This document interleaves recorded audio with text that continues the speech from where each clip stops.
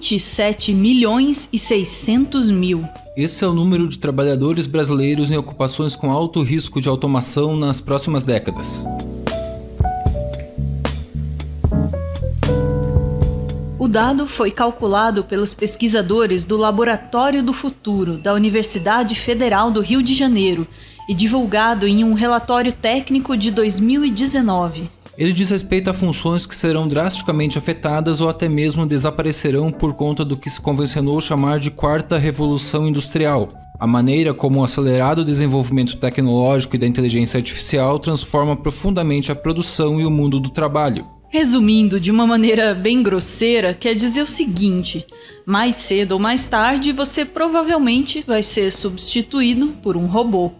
Entre outras coisas, essa transformação vai eliminar uma quantidade gigantesca de postos de trabalho, eliminar uma quantidade gigantesca de estruturas de manutenção desses postos de trabalho, e a gente não tem o que fazer com tanta gente. Simplesmente não há emprego no planeta para 4 bilhões de pessoas, quanto mais para 7.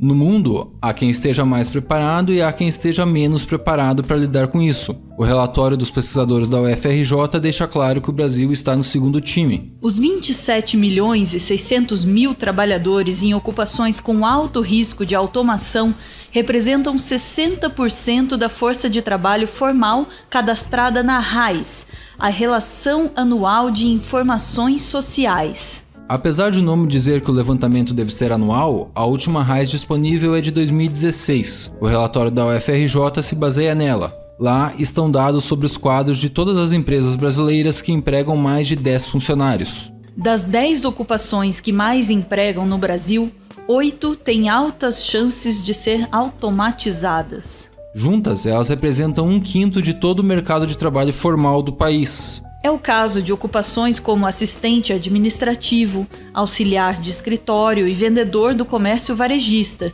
que empregam 6 milhões e 100 mil pessoas. De acordo com os pesquisadores, elas têm mais de 90% de chances de sumir em um futuro próximo. Pessoal, venham conferir a 7ª edição da Feira Brasileira do Varejo, aqui no Centro de Eventos da Fiergues, com muitas novidades no setor do varejo, atividades gratuitas, shows, desfile, palestras e muito mais. Espero vocês! No relatório da Universidade Federal do Rio de Janeiro, 23 outras ocupações aparecem fadadas à extinção, com uma probabilidade de automação de 99%. Um exemplo desse grupo é o telemarketing, que, de acordo com os dados de 2016, gerava 518 mil empregos no Brasil. Se você já ligou para uma operadora muito irritado para reclamar do serviço de internet e foi atendido por uma gravação te mandando digitar um monte de números no celular, você sabe que isso já está acontecendo. As ocupações mais sujeitas à automação são aquelas que exigem menor capacitação. Para quem tem o ensino superior completo, a probabilidade de ver o seu ofício ser entregue às máquinas é de 37%, contra 68% para quem não completou essa etapa. O índice cai para menos de 20% para aqueles que chegam ao mestrado e ao doutorado. Já para quem completa no máximo o ensino médio, ele sobe para mais de 80%. Um outro estudo, feito nos Estados Unidos, mostrou que cidades menores estão mais expostas aos impactos da automação. A tendência é que os centros urbanos maiores sofram menos, justamente porque neles a força de trabalho é mais diversa e mais especializada. No Brasil, a automação também deve afetar com mais força os empregos nas micro e pequenas empresas. Nelas, a probabilidade é de 75%, contra 57% no caso das empresas médias e grandes.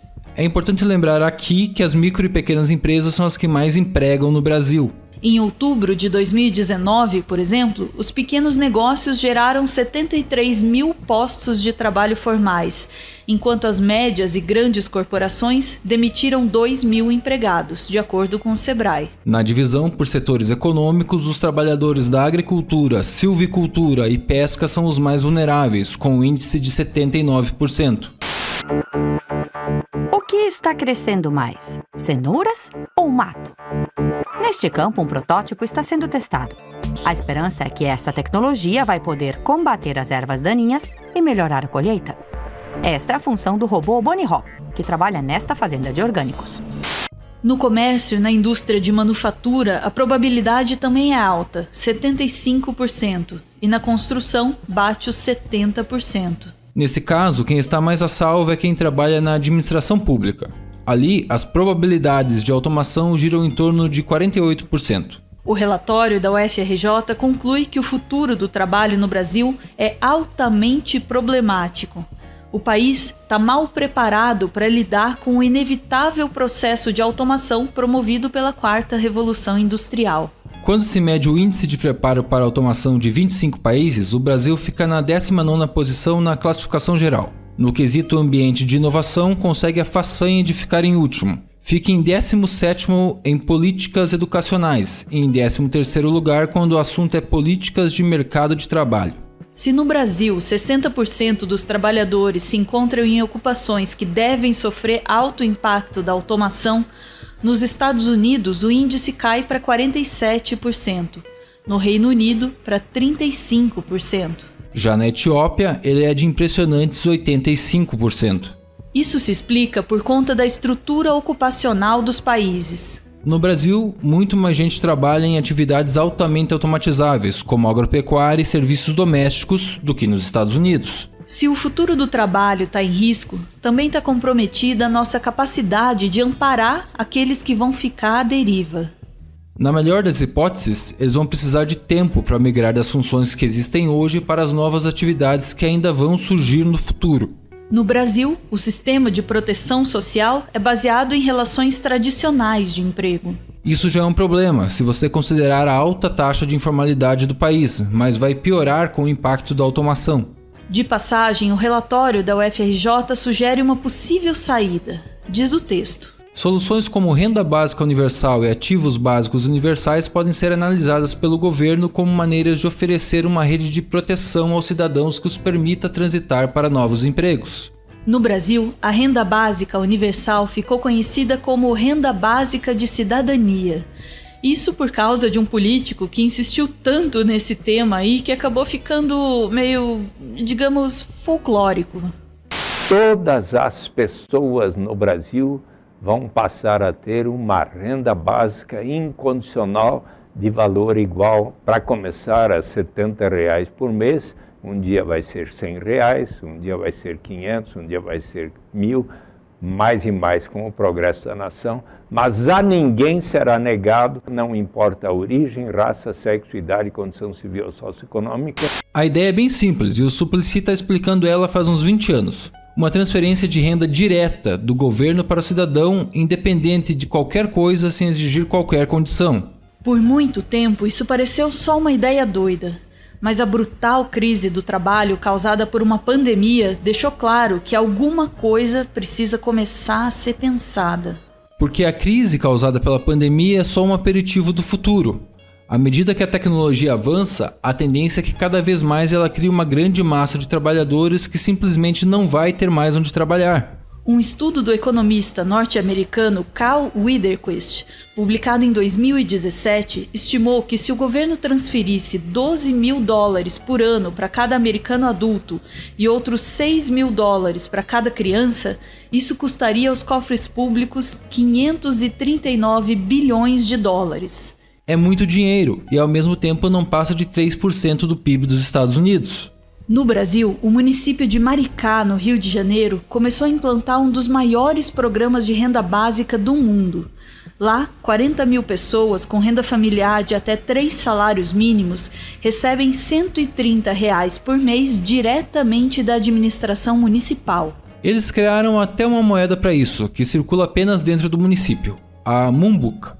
Esse cartão Mumbuca é um negócio que a gente sabe que vem, tem o dinheiro lá, entendeu? A gente chega na loja e compra, entendeu? Para mim, assim, eu fui cortada da Bolsa Família, mas meu cartão Mumbuca tá aqui. A ideia é que o benefício seja estendido para todos os 161 mil habitantes até 2022. Só que Maricá tem dinheiro para isso. Na verdade, tem muito dinheiro. Por conta dos royalties recebidos pela exploração de petróleo da Bacia de Santos, o município é o que tem o maior orçamento per capita do Brasil, mais de R$20 mil por ano por habitante. Para fins de comparação, a cidade de São Paulo tem apenas R$ 5.600 para investir por ano por habitante. Uma alternativa para financiar programas de renda básica proposta na Europa é a tributação de robôs. Um robô não recebe salário. Ele também libera a empresa de gastos com outros encargos. Por conta disso, os empresários acumulam mais riqueza. A ideia é que eles devolvam esse dinheiro para financiar a sobrevivência de quem perdeu o trabalho. Outra possibilidade é taxar empresas que só lucram por conta das informações que nós, usuários, fornecemos a elas gratuitamente. Em 2018, a filósofa, matemática e professora da UFRJ, Tatiane Roque, publicou um artigo a respeito no jornal Folha de São Paulo. Ela escreveu: O crescimento do capital é, hoje, uma produção social. É nossa atividade na rede que gera valor para empresas como Amazon, Google e Facebook. Ora, se a sociedade valoriza o capital, ele deve ser taxado para que os ganhos retornem à sociedade. É a mesma ideia do indiano Sarath Dhavala, vice-presidente da Rede Mundial da Renda Básica. Em uma entrevista para a BBC Brasil, ele disse: Dados são o novo petróleo. O que estamos ganhando das grandes companhias pelos dados que usam de nós? Nós todos contribuímos para o Google Maps, Google isso, Google aquilo. Como financiar os programas de renda básica e se eles devem mesmo ser universais ou focados, tudo isso é discutível. Tudo isso precisa ser discutido. Mas precisa ser discutido logo, porque existe uma única certeza: o exército de renegados não vai parar de crescer. A quarta revolução industrial não é um processo que possa ser contido.